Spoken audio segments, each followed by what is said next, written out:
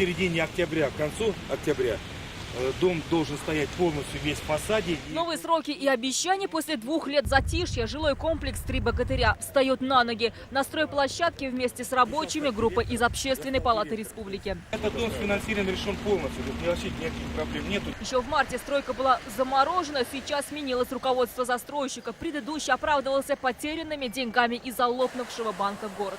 Однако тогда Общественная палата решила ситуацию в пользу дольщиков. Предпринимательский риск существует в любом бизнесе. И застройщик должен эти риски закладывать при строительстве объекта, когда он привлекает средства дольщиков. Соответственно, застройщиком было принято решение составить дорожную карту. Квартиры дольщиков выкуплены именно во втором доме. Его план-схема сейчас основная в работе. И по срокам сдачи он идет первым. Залить фундамент и готовится технический этаж первого по счету из 3 богатырей. Второй сейчас на стадии облицовки. Именно его собираются сдавать в марте-апреле следующего года. Остальные уже через каждый год в 2019 и 2020 годах.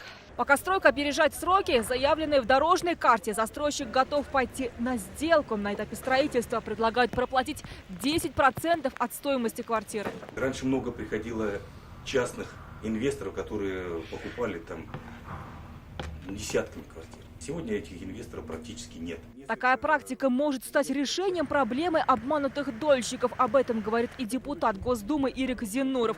Тем более, Минстрой теперь признает потерпевшими только тех покупателей, которые зарегистрировали свой договор в Росреестре. Наверное, надо попытаться на законодательном уровне тоже это ввести.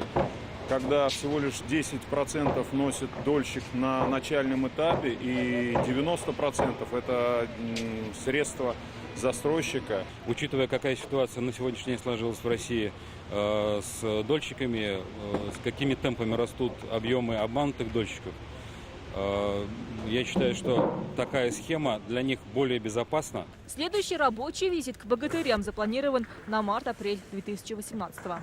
Альбина Минибаева, Андерсен Тальцев, ТНВ, Казань.